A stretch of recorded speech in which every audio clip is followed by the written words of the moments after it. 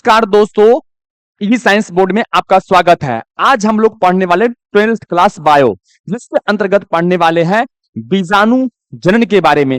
बीजाणु जनन आखिरकार है क्या, इसके बारे में। यह क्या है? एक कोश के जीव में होने वाली एक प्रक्रिया है। एक कोश के जीव में जो है वो नए जीव की उत्पत्ति कैसे होती है, वो इसकी एक विधि है जिसका नाम है बीजाणु जनन। तो चलिए हम देखते हैं और समझते हैं कि आखिरकार बीजाणु जनन जो है वो किस प्रकार से होता है इसके अंदर, और बीजाणु जनन के द्वारा जो है कैसे नए जीव की उत्पत्ति होती है, उस चीज के बारे में हम समझते हैं। उससे पहले इसके थोड़ा सा कॉन्सेप्ट के बारे में समझते हैं, आखिरकार ये होता कैसा है।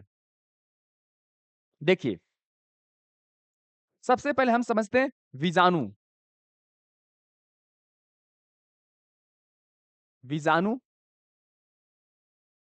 जनन। आप ध्यान से समझिएगा, बीजाणु जनन। तो बीजाणु जनन जो होता है वो किसमें होता, ये क्या होता है? यह जो है एक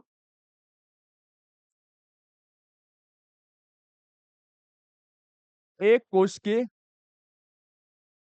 प्राणी में होने वाला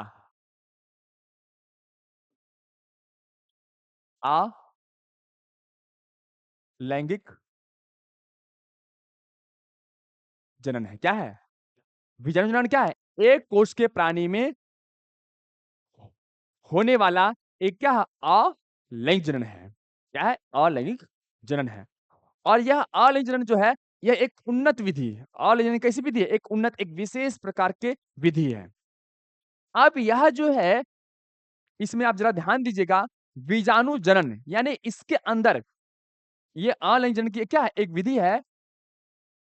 तो इस विधि में नए जीव की उत्पत्ति होगी। अब इस विधि में नए जीव की उत्पत्ति होगी, तो इस विधि में जो नए जीव की उत्पत्ति होती है वो होती है बीजाणु के द्वारा। किसके द्वारा? बीजाणु के द्वारा होती है। इसलिए इसको हम क्या बोलते हैं? बीजाणु जनन कहते हैं। आपको भली भांति ये हेडलाइन थोड़ा सा समझ में आ गया होगा।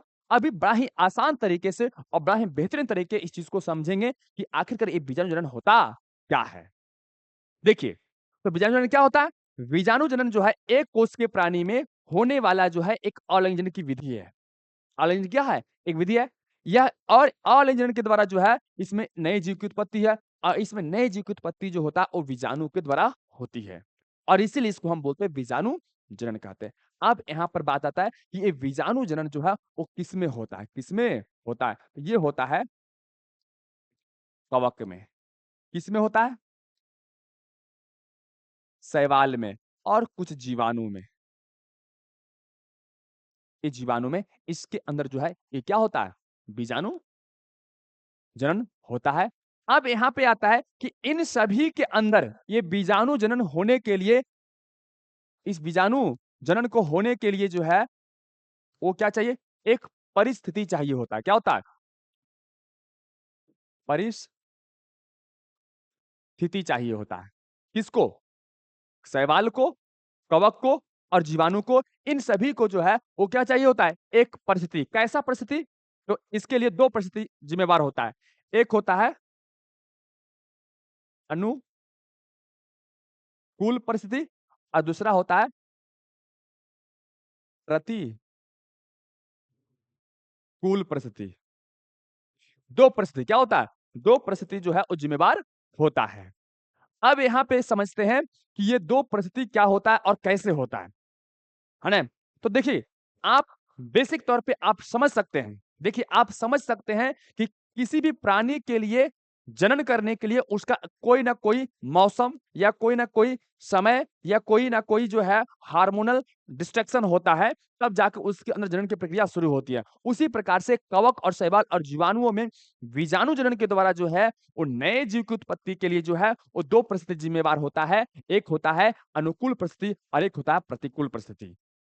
ये अनुकूल और प्रतिकूल परिस्थिति में क्या होता है? ये जीवाणु और कवक जो होते हैं और शैवाल जो होते हैं अपने आप को, अपने शरीर को क्या करता है अपने शरीर की कुछ विशेष संरचनाओं में क्या करता है बदलाव करते हैं और बीजाणु का निर्माण करते हैं और ये बीजाणु ही जो है उन नए जीव की उत्पत्ति करता है। और चलिए इस चीज़ को हम क्या करते हैं बड़ा ही ध्यान से और बड़ा ही बेहतरीन तरीके से समझने का प्रयास करते हैं। उससे पहले हम समझते हैं कि एक अनुकूल परिस्थिति और प्रतिकूल परिस्थिति क्या होता है। वर्ड से पता चल रहा है ध्यान से आप समझिएगा अनुकूल, अनुकूल का मतलब होता है कि किसी भी प्राणी को नॉर्मल वे में अच्छा से कंफर्ट ज़ोन में जीवित रहने के लिए, पोषण करने के लिए, जनन करने के लिए जो एनवायरनमेंट होता है, उस एनवायरनमेंट को उसके लिए हम बोलते हैं अनुकूल मानते हैं या उसके लिए हम क्या बोलते हैं कि अच्छा माहौल, अच्छा परिवेश उसके लिए है। प्रतिकूल परिस्थिति क्या होता है कि प्रतिकूल परिस्थिति में होता है कि इसमें कोई प्राणी जनन करने के लिए, पोषण करने के लिए, जीने के लिए जो है उसे अच्छा-सा माहौल नहीं मिलता है। उसे अच्छा-सा एनवायरनमेंट नहीं मिलता है, तो उसे हम बोलते हैं प्रतिकूल परिस्थिति कहते हैं। अब यहाँ पर मोटा-मोटी आपको इसका एक डायग्राम कॉन्सेप्ट जो है वो समझ में आ गया होगा। अब इस चीज़ को हम ज़रा बड़ा बीजाणु जो का निर्माण जो है वो कैसे होता है, वो हम यहाँ पर देखते हैं। देखिए, तो चलिए अब हम देखते हैं कि ये बीजाणु, बीजाणु जनन में वि अब हम चलिए देखते हैं कि बीजाणु जनन में नए जीव की उत्पत्ति जो होती है, वो किससे होती है? बीजाणु से होती है और ये बीजाणु का निर्माण कैसे होता है? देखते हैं यहाँ पे। देखिए, बीजाणु या फिर बीजाणु जनन क्या होता है? बड़ा ही ध्यान तरीके से, बड़ा ही स्पष्ट देखते हैं। कहता है, "आल लैंगिक जनन निम्न श्रेणी के जीवों में होने वाला एक उन्नत विधि है।" क्या है? यह जो है बीजाणु जनन जो है ना? वो क्या अलैंगिक जनन जो होता है और उसकी वो भी कैसा है? निम्न श्रेणी के जीव में। किस श्रेणी के जीव में? निम्न श्रेणी के जीव में होने वाली एक उन्नत विधि है। क्या है? उन्नत यानी कि एक अच्छी-सी विधि है। इस विधि में क्या होता है? त जीवाणु, कवक और शैवाल। क्या होता है? जीवाणु, कवक और शैवाल। क्या होता है? प्रतिकूल परिस्थिति में मतलब जब उसको अच्छा-सा माहौल नहीं मिलता है जब मौसम खराब होता है, उस प्राणी को कवक शैवाल को जीवन जीने के लिए, उस स्थिति में जीवित रहने के लिए कौन या फिर किसको? जीवाणु को, कवक को और शैवाल को जीवित रहने के लिए वो क्या करता है? एक विशेष संरचना बनाती है। क्या करता है? एक विशेष संरचना का निर्माण करता है। कहता है जिसे हम बीजाणुधानी कहते हैं। आप इस चीज़ को पहले इतना ही बात को पहले बड़ा ही बेहतरीन तरीके से समझते हैं। देखिए, अगर अगर ज़ोरों से बारिश होने लगे, तो क्या करता है लोग? जब बाहर निकलता है घर से तो क्या करता है? छाता का इस्तेमाल करता है। अपने ऊपर ऊपर अपने आप को सुरक्षित रखने के लिए क्या करता है? एक एक लेयर का निर्माण करता है, लेके लेयर अपने ऊपर रख लेता है। तो उसी प्रकार से बहुत सारे कुछ उदाहरण हो सकते हैं। उसी प्रकार से जब प्रतिकूल परिस्थिति होता है इन सभी जीवों के लिए, तो अपने ऊपर एक क्या करता है? एक विशेष संरचना का निर्माण करता है, जिसे हम बोलते हैं बीजाणुधानी। क्या बोलते हैं? बीजाणुधानी। अब कहता है लेकिन जब अनुकूल परिस्थिति आती है जब अनुकूल परिस्थिति आती है, तो बीजाणुधानी के अंदर स्थित बीजाणु अंकुरित होकर बाहर आने लगते हैं। उसके अंदर जो बीजाणु होता है, वो क्या होता है? अनुकूल परिस्थिति आती है। देखिए यहाँ पर वर्ड है अनुकूल परिस्थिति जब आती है, तो बीजाणु जो होता है बीजाणुधानी के अंदर वो अंकुरित होकर बाहर आने लगती है, जिसे हम कहते हैं बीजाणु। क्या बोलते हैं? जिसे हम बीजाणु कहते हैं और यह बीजाणु फैलकर जो है हवा के माध्यम से फैलकर जो है फिर नए जीव का रूप ले लेता है, इसलिए इसको हम क्या बोलते हैं? बीजाणु जनन कहते हैं। यह किसमें होता है? राइजोपस में और मयूकर में। किसमें होता है? राइजोपस के अंदर और मयूकर के अंदर ये होता है। अब इस चीज़ को थोड़ा-सा इतना सिंपल ये डेफिनिशन है, लेकिन इस चीज़ को थोड़ा-सा और बेहतर तरीके से समझते हैं, इसको और एनालाइज़ करते हैं। देखिए, क्या है राइजोपस? क्या है? इस इमेज के अंदर जो दिख रहे हैं, ये क्या है? ये है राइजोपस। राइजोपस है। अब इस राइजोपस के अंदर जो ये जो गोल जैसा जो दिख रहा है, ये गोल जैसा ये है ना? इसको बोलते हैं बीजाणुधानी। क्या बोलते हैं?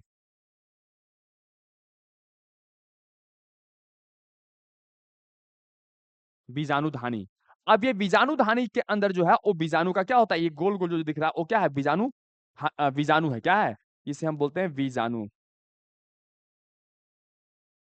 बीजाणु। और यह बीजाणु कब होता है, जब अनुकूल परिस्थिति जब आता है, तो इस बीजाणु धानी से बीजाणु जो है वो बाहर निकल जाता है और फिर जो है वो नए जीव का रूप ले लेता है। इस प्रकार से क्या होता है, बहुत सारे राइजोपस का निर्माण हो जाता है। तो इसलिए इसको हम बोलते हैं बीजाणु जनन कहते हैं।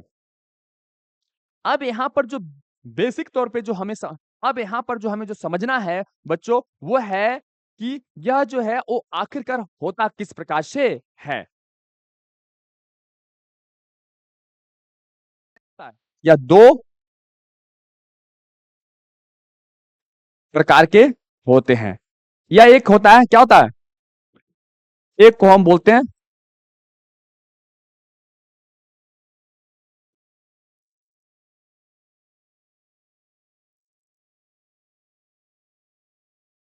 चल बीजाणु और दूसरा को हम बोलते हैं अचल बीजाणु। अब जरा ध्यान से समझिएगा, ये बीजाणु जनन जो है वो क्या होता है, दो प्रकार के होते हैं। एक चल बीजाणु, दूसरा क्या होता है, अचल बीजाणु। चल का मतलब क्या हुआ, इसका मतलब है कि इसमें जो है वो बीजाणु जो है वो चलेगा। अचल का मतलब क्या हुआ, इसके अंदर जो बीजाणु जो है वो मूव नहीं करेगा। क्या होगा, वो मूव नहीं करेगा। और इस प्रकार से जो है यह बीजाणु जनन जो है वो दो प्रकार के होते हैं। और किसके किसके अंदर ये होता है, तो चल बीजाणु जो होता है वो होता है, चल बीजाणु जो होता है वो क्लेमाइडोमोनास, किसके अंदर है, क्लेमाइडोमोनास के अंदर जो ये पाया जाता है। वो यहां पर आप देख सकते हैं।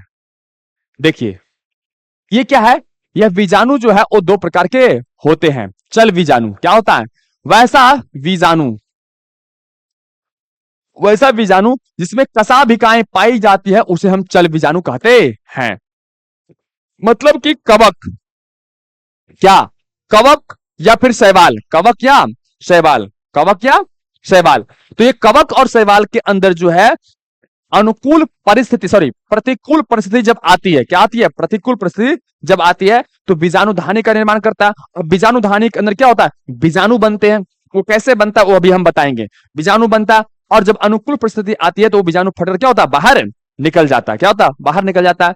तो वो बीजाणु जो होता है उसके अंदर क्या होता है, कसाभिकाएं, क्या होता है, कसाभिकाएं पाई जाती है। एक कसाभिका ये कसाभिकाएं कैसा होता है, तो आप यहां पर देखिए, ये क्लेमाइडोमोनास क्या है, ये क्लेमाइडोमोनास है। इस क्लेमाइडोमोनास के अंदर आप देख सकते हैं ये इस प्रकार से इसका आकृति है। अब यहां पर आप देखिए, सबसे पहले ये शुरू जो होता है वो यहां से, हाँ, तो ये क्लेमाइडोमोनास है। और इसके अंदर देखिए ये जो क्लेमाइडोमोनास, और इसमें ये जो ये पूछ इधर दिख रहा है, इसी को हम बोलते हैं कसाभिकाएं। क्या होता है, कसाभिकाएं। और ये कसाभिकाएं जो है इसको एक गति प्रदान क्या करता है, गति प्रदान करने में ये सहायता देता है। तो ये इस प्रकार से क्या होता है, इसके अंदर जो है जो इसलिए इसको हम क्या बोलते हैं, चल बीजाणु। क्या बोलते हैं, चल बीजाणु द्वारा जो है नई जीव की उत्पत्ति होती है।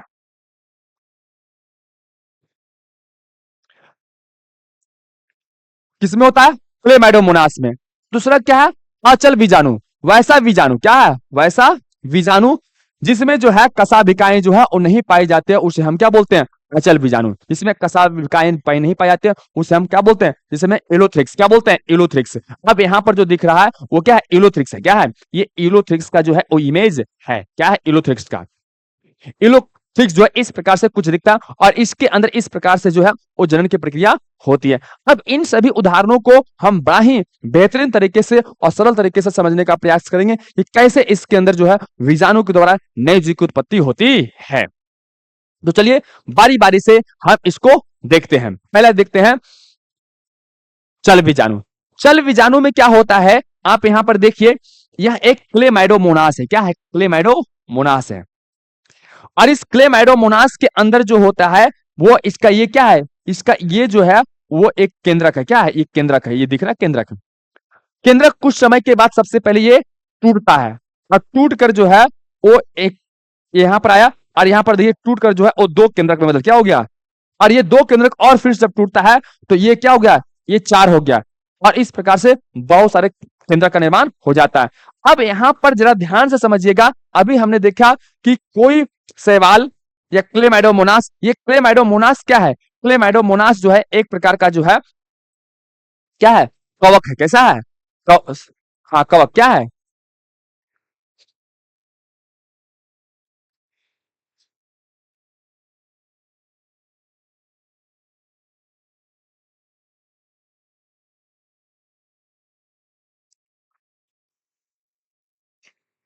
सॉरी,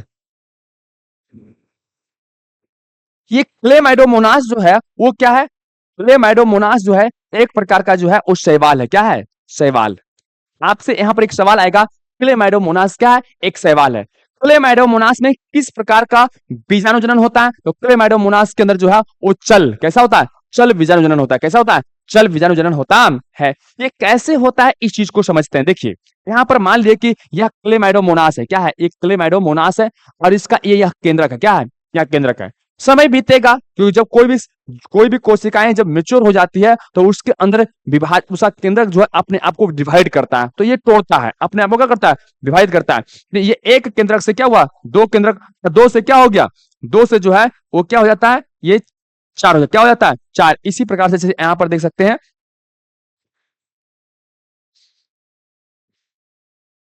देखिए केंद्रक इसका ए है, कुछ समय बाद ये दो हो गया। क्या हो गया? सॉरी, कोशिका इस सॉरी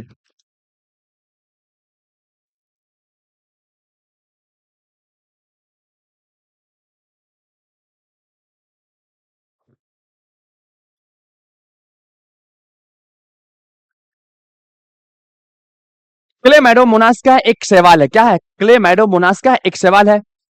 क्लेमाइडोमोनास में किस प्रकार का बीजाणु जनन होता है? तो चल। क्या होता है? चल। कैसा होता है? चल प्रकार का बीजाणु होता है। अब यहाँ पर देखिए क्लेमाइडोमोनास एक पूरी संरचना क्या है? क्लेमाइडोमोनास का है।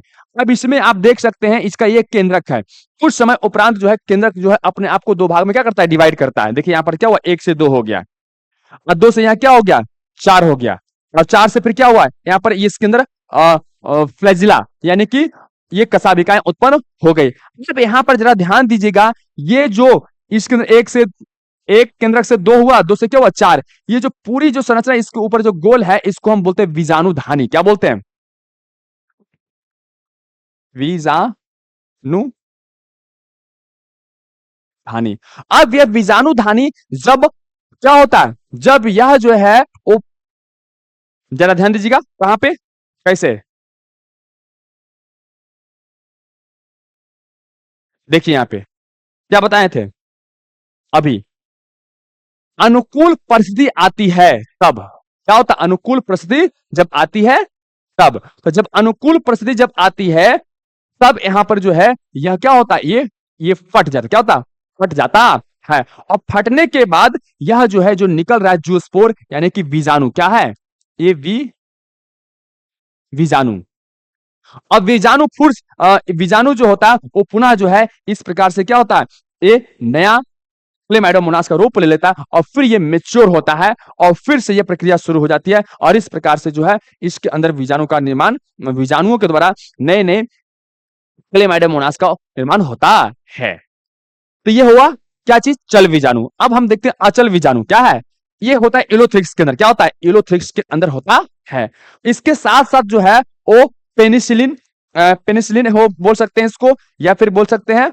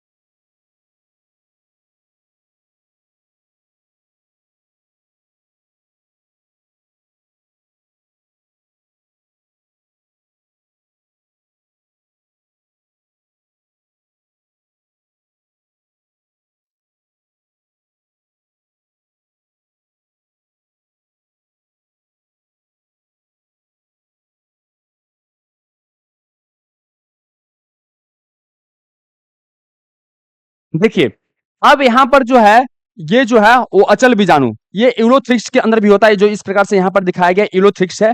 और इसकी जो कोशिकाएं जो है वो देखिए इस प्रकार से क्या होता है, इसके अंदर कोई कसाभिकाएं पाई नहीं जाती। क्या होती है, कसाभिकाएं जो है वो पाई, और पाई भी जाती है तो क्या होता है, वो बहुत छोटा छोटा ये होता है। क्या होता है, बहुत छोटा छोटा होता है। और इस प्रकार देखिए यहाँ पर ये दो हो गया, इसी कोशिकाएं जो, इसका जो एक कोशिका ये है, और यहाँ क्या हुआ, एक केंद्रक है। कोशिका क्या है, एक केंद्रक है। ये दो केंद्रक में टूट गया, और कुछ समय बाद क्या हुआ, एक केंद्रक बहुत सारे चार भाग में टूट गया, और इसके बाद क्या हुआ, ये बहुत सारा केंद्रक जो है इसके अंदर निर्मित हो गया।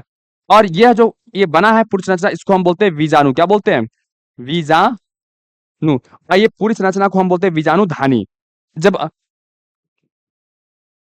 क्या होता है, परिस्थिति अच्छी आती है, तब यह जो है इससे क्या होता है, ये इसे फट कर जो है वो बाहर निकल जाता है, और इस प्रकार से नए जीव के देखो क्या हो रहा है, ये नए जीव की उत्पत्ति होती है। तो इस प्रकार से जो है वो किसके अंदर, यूलोथ्रिक्स के अंदर जो है वो नए जीव की उत्पत्ति होती है।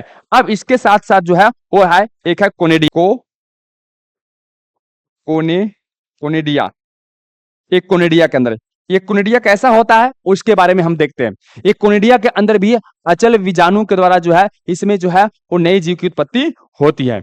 अभी हमने देखा कि बीजाणु जनन आखिरकार होता क्या है। अब हम देखते हैं आगे।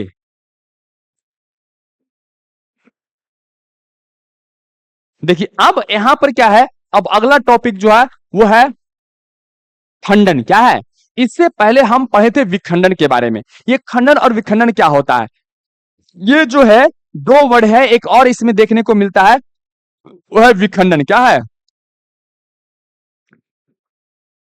ये विखंडन। ये देखिए बच्चों, अब जो हम पढ़ने वाले हैं वो है बाह्य।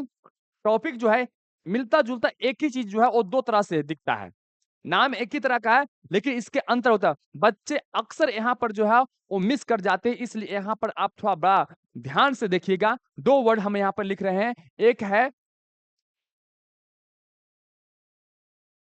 खंडन और दूसरा है विखंडन। अब तो इन दो वर्ड्स को आप किताब में जरूर देखे होंगे, लेकिन ये दोनों का दोनों जो है वो अलग है। क्या है, दोनों का दोनों जो है वो अलग है। अभी तक हम ही अभी तक जो है हम इसके बारे में पढ़ चुके हैं। विखंडन जो है वो दो प्रकार के होते हैं, एक था द्विखंडन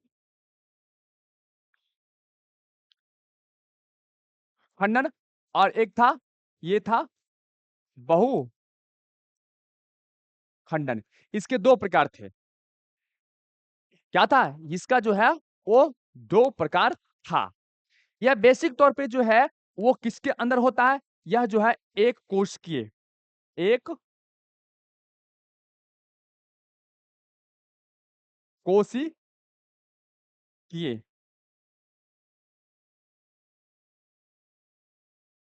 एक कोशिकीय प्राणी में होता है। कौन, विखंडन। विखंडन की जो प्रक्रिया जो होती है वो किसके अंदर होता है, एक कोश के। इसमें देखिए क्या होता है विखंडन में, इसमें जो है दो भाग में टूटता है और दो से क्या होता है, अधिक भाग में टूटता है।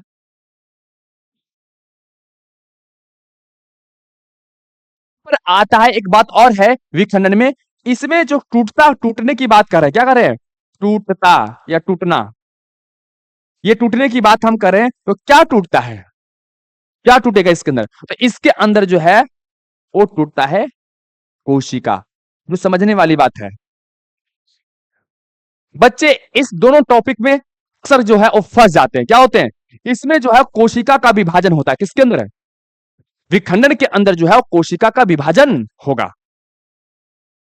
ये विखंडन अलैंगिक, किसकी, अलैंगिक जनन की एक क्या है, विधि ही है, जो क्या होता है एक कोश के प्राणी में होता है। इसमें क्या होता है, टूटने की प्रक्रिया होती है। तो कौन टूटता है, तो कोशिकाएं टूटती है। क्या होती है, कोशिकाएं टूटती है।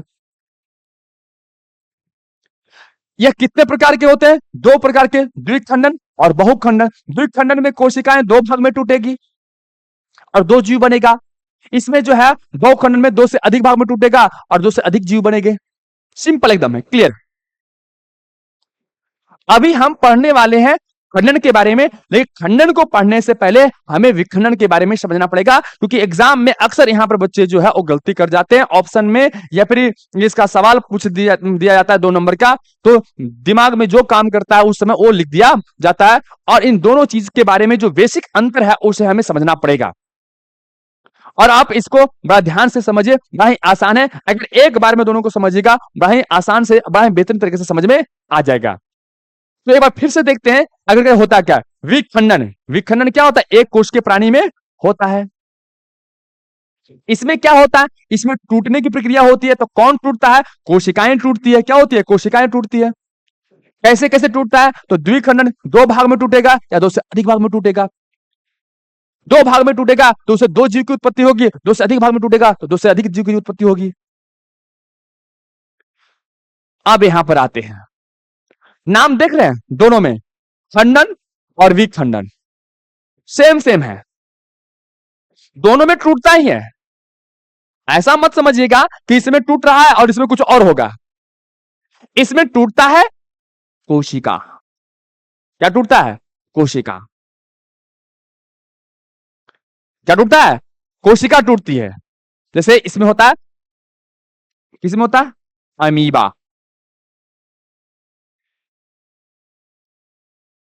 ईस्ट, ये सभी के अंदर होता है। इसमें क्या होता है? इसमें टूटता है, लेकिन इसमें भी टूटता है, लेकिन इसमें टूटता है। सबसे पहले इसमें समझते हैं कि यह होता किस में है। तो यह होता है बहु कोशिकीय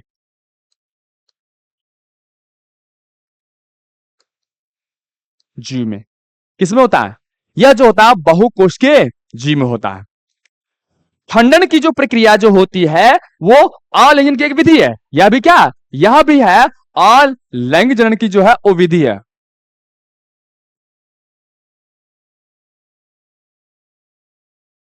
अलिंग क्या है? एक विधि है। लेकिन इसमें होगा क्या, या किसमें होगा, सॉरी, यह जो होगा वो बहुकोश के जीव में। किसके अंदर? बहुकोश के जीव के अंदर ये होता है। अब इसमें टूटेगा, इसमें भी क्या होगा? इसमें भी टूटेगा ही, टूटेगा। क्या होगा? टूटेगा।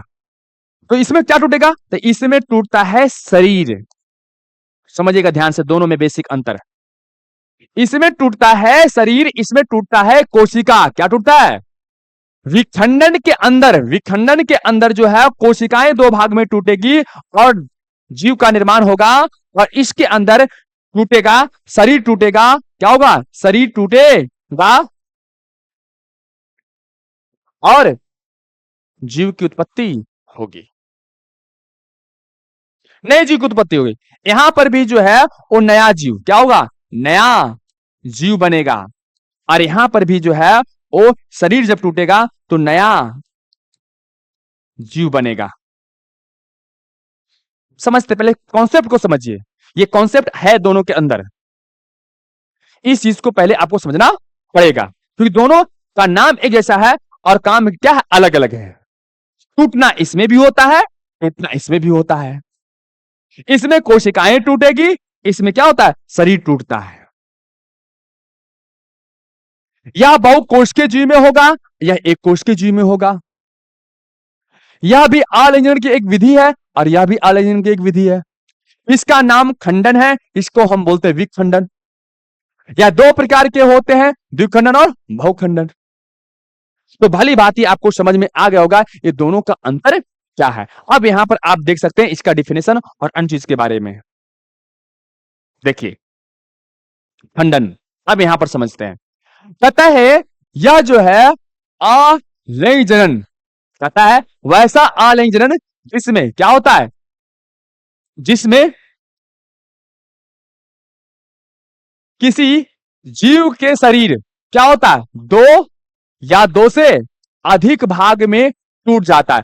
कोई जीव है और उसका शरीर जो है 2 या 2 से क्या होता है? अधिक भाग में टूट जाता हुआ, कहता है यह टूटा हुआ भाग, वर्ड पे ध्यान दीजिएगा, यह जो टूटा हुआ जो भाग है, एक शरीर है, जैसे मान लीजिए पेन है, इसको दो भाग में क्या करे, तोड़ दे, ये टूटा हुआ भाग, मान लीजिए ये शरीर है, ये टूटा हुआ भाग इस प्रकार से हो गया, ये एक भाग और ये क्या हुआ, एक भाग, तो ये टूटा हुआ जो भाग है वो एक नया जीव, और ये भी क्या हुआ, एक नया जीव का रूप ले लेता है। कहता है ये टूटा हुआ भाग जो है दो नए जीव में विकसित हो जाता है, इसे हम क्या बोलते हैं, खंडन कहते हैं।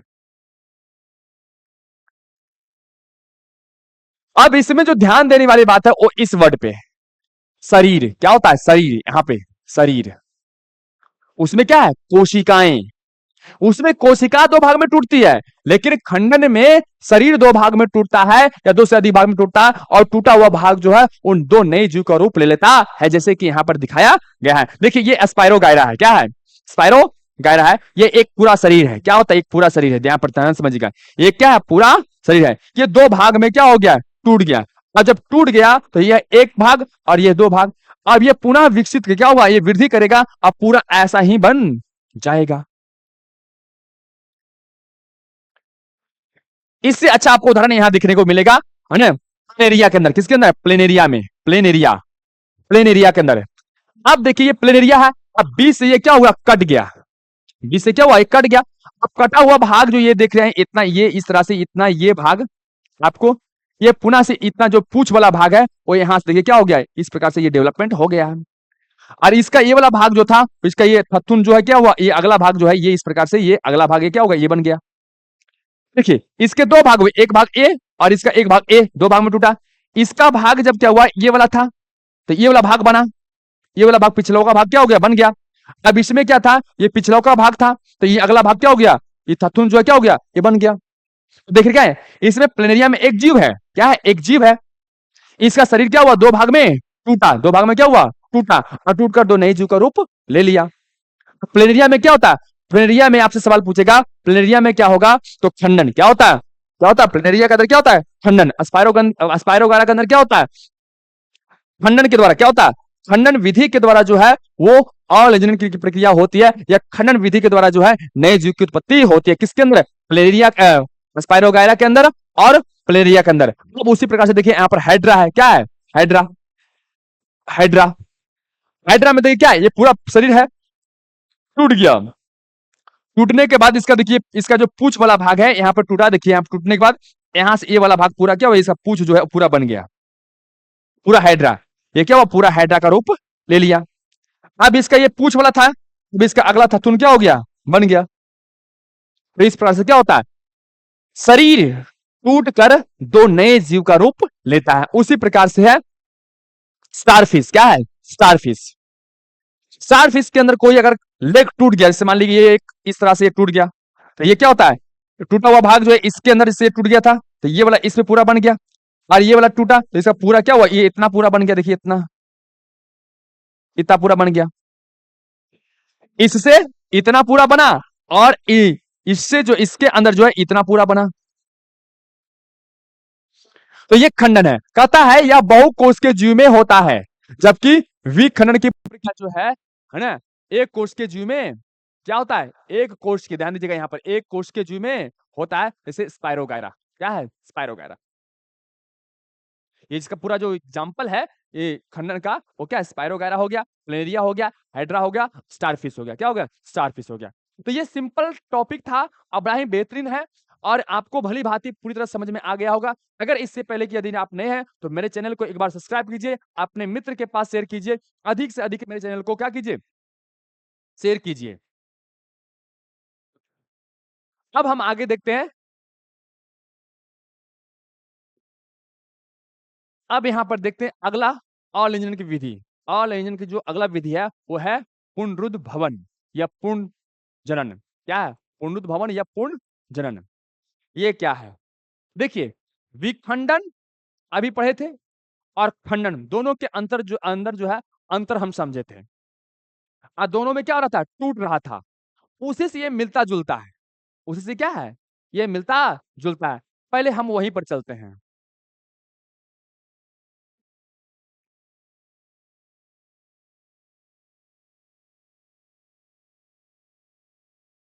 देखिए यहाँ पर है, यहाँ पर टूटना है, और यहाँ पर हम लिख देते हैं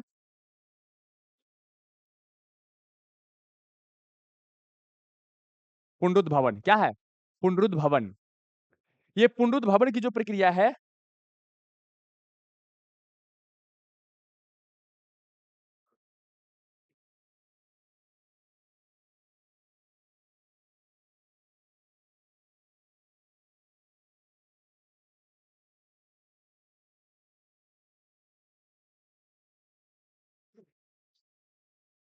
ये पुनरुद्भवन। तो पुनरुद्भवन में भी क्या होता है, इसमें ध्यान दीजिएगा, सबसे पहले बात इसमें भी क्या होता है, टूटता है। इसमें भी टूटता है। ये तीनों जो टॉपिक है वो बड़ा ही कंफ्यूजन वाला है, बच्चे अक्सर यहाँ मिक्स कर जाते हैं। खंडन, विखंडन और ये पुनरुद्भवन या पुनर्जनन, ये तीनों में कॉमन है, क्या होता है, टूटने का काम होता है। एक में जो है कोशिकाएं टूटती है, एक में क्या होता है, शरीर टूटता है, और एक में जो है शरीर का अंग टूटता है। क्या होता है, कोई अंग क्या हो गया, कोई पार्ट जो है वो टूट गया। अब जरा ध्यान दीजिएगा, बेसिक अंतर है। इसमें नए जीव की उत्पत्ति होती है टूटे हुए भाग से, इसमें भी नए जीव की उत्पत्ति होती है टूटे हुए भाग से, लेकिन इसमें नए जीव की उत्पत्ति टूटे हुए भाग से नहीं होती है। ये जो टूटा हुआ जो भाग होता है, जो अंग होता है, वह अंग पुनः से जो है वो जो क्षतिग्रस्त होता है, वो पूरी तरह से फिर से क्या होता है, बन जाता है। लेकिन जो है वो नया जीव की उत्पत्ति नहीं होता, किसके अंदर, पुनरुद्भवन के अंदर। बेसिक जो अंतर आपको ये समझना है। बड़ा ही ये टॉपिक बड़ा क्रिटिकल होता है, बच्चों को कभी अधिकांशतः बार जो है ये समझ में नहीं आता है। अगर ये तीनों को मिलाकर एक बार नहीं पढ़ाया जाए तो क्या होता है, दिमाग से एक-एक करके क्या होता है, वो निकल जाता है। आपको भली-भांति ये तीनों टॉपिक जो है वो अच्छी तरह से समझ में आ गया होगा। ये बेसिक अंतर ये है, तीनों के अंदर ये मिलता है। अब हम देखते हैं इसके डेफिनेशन को। देखिए, कहता है यदि किसी जीव के शरीर किसी कारणवश से क्या होता है, क्षत-विक्षत यानी कि क्या हो जाए, कट जाए। क्या हो जाए? कट जाए। तो टुकड़े वृद्धि करके जो है पुनः अंग विकसित हो जाते हैं। जो टूटा हुआ भाग जो है वो क्या होता है, विकसित करता है और नई जीव की उत्पत्ति हो जाती है। उसे हम क्या बोलते हैं, पुनरुद्भवन कहते हैं। जैसे छिपकली का पूंछ और लीवर। छिपकली का पूंछ देखे होंगे, कट जाता है तो क्या होता है, ये मान लीजिए कि छिपकली है।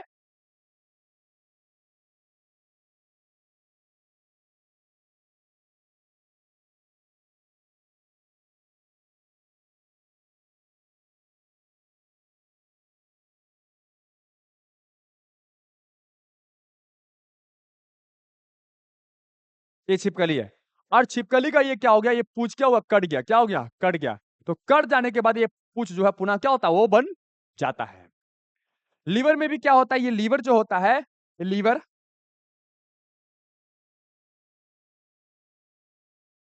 ये लीवर 2 लोब्यूल से बने होते हैं। अगर इसका कोई भाग मान लीजिए कि इतना भाग क्या हो गया, खराब हो गया, तो डॉक्टर क्या करता है, डॉक्टर इतना काट दिया। काट देने के बाद जो है, यह जो भाग है, ये कट जाता है। और तो कट जाने के बाद ये मान लीजिए देखिए इस तरह से क्या हो गया, कट गया। तो कट जाने के बाद वो जो है, वो पुनः से जो है ये लीवर जो है क्या होता है, यहाँ से इस प्रकार से क्या होता है, पुनः से ये बन जाता है। तो ये क्या होता है, लीवर के अंदर जो पुनरुद्भवन प्रक्रिया के द्वारा जो है जनरेशन होता है, नए जीव की उत्पत्ति इसके अंदर होती नहीं है। कहता है पुनरुद्भवन या प्रजनन प्रणाली का एक हिस्सा नहीं है। पुनरुद्भवन जो है वो प्रजनन प्रणाली का, यानी कि इसमें कोई जीव की उत्पत्ति नहीं होती है। क्या था, बल्कि अलैंगिक प्रजननी का एक क्या है, रूप है। पुनरुद्भवन जो है वो अलैंगिक जनन का एक क्या है, एक रूप है, जिसमें शरीर के क्षतिग्रस्त या गायब अंगों को फिर से विकसित किया जाता है। या क्षतिग्रस्त हो गया या फिर गायब हो गया, उसके अंग को जो फिर से क्या होता है, उत्पन्न किया जाता है ना? कहता है वही प्रजनन की एक क्या है, एक प्रक्रिया है, जिसके ज़रिए जो है वो नए जीव की उत्पत्ति होती है।